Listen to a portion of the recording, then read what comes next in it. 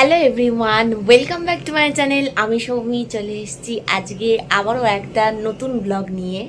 আজকে আমি তোমাদের সাথে কিন্তু বেশ একটা ইন্টারেস্টিং ব্লগ শেয়ার করতে চলেছি। এখন বাজে সকাল 7:30।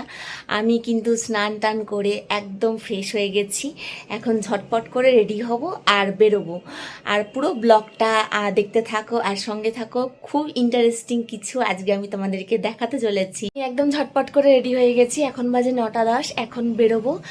আর যে মেকআপ লুকটা আমি এখন ক্রিয়েট করেছি, একটা সেপারেট ভিডিও আমি তোমাদের জন্য বানিয়েছি, আপলোড করব ইউটিউবে। অবশ্যই দেখে জানিও কেমন হয়েছে ভিডিওটা। এখন ঝটপট করে বেরোনো যাক।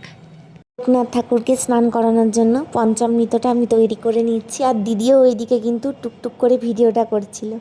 পঞ্চামৃত মানে হলো দুধ, ঘি, দই, মধু, চিনি, এই সমস্ত কিছু সহযোগে একটা মিশ্রণ তৈরি করতে হয়। তারপরে তার মধ্যে একটু আমি গঙ্গার জল মিশিয়ে নিয়েছি। তো সেই মিশ্রণটা দিয়েই আমি বাবাকে খুব সুন্দর করে স্নান করিয়ে নিচ্ছিলাম। তারপরে ভালো করে মুছে নিয়ে একদম আসনে বসাবো। তো আমার পুজোর কাজ করতে বেশ ভালোই লাগে। এই যে বসিয়ে দিয়েছি, ঘটও পাতা হয়ে গেছে। আর এই ফুলগুলো এত ফ্রেশ ছিল, খুব সুন্দর গন্ধ বেরোচ্ছিল ঘরে। তারপরে সামনেটাও একটু সুন্দর করে সাজিয়ে নিলাম। তারপরে প্রদীপ, এখানে রান্না বান্না হচ্ছিল, সমস্ত ভোগ রান্না হচ্ছিল ঠাকুরের। দেখতেই পাচ্ছ এখানে 5 রকমের ভাজা রয়েছে, তারপরে খিচুড়ি। আমি এখানে নাড়ু বানাচ্ছিলাম। নাড়ু কার কার প্রিয়। ঠাকুর মশাই চলে এসেছিল একদম টাইম মতন। খুব ভালোভাবে আমাদের পুজো সম্পন্ন হয়েছে, আর খুব সুন্দর হয়েছিল খিচুড়ি, ভোগের প্রসাদ। এত ভালো লাগছিল খেতে।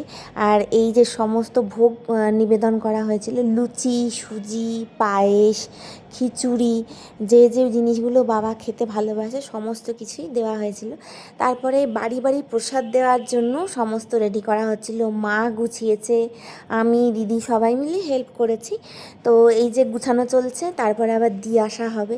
এই পরপর সব বাটিগুলোর মধ্যে একদম ভর্তি ভর্তি জিনিস ছিল।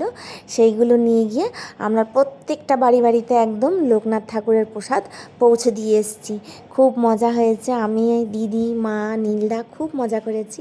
এই দিনটা আমরা ভীষণ এনজয় করে কাটাই। আর তোমরা দেখতেই পেয়েছো যে পুজো খুব ভালোভাবে সম্পূর্ণ হয়েছে। সবাইকে প্রসাদও দিয়ে দিয়েছি। সব বাড়িতে আমরা কন্টেনার করে গোছাচ্ছিলাম। তো প্রসাদ দেওয়া কমপ্লিট হয়ে গেছে। এখন বেজে গেছে প্রায় 7টা মতন।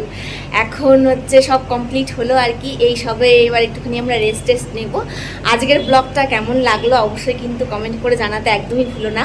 দেখা হচ্ছে আবার একটা ইন্টারেস্টিং ব্লগের সাথে।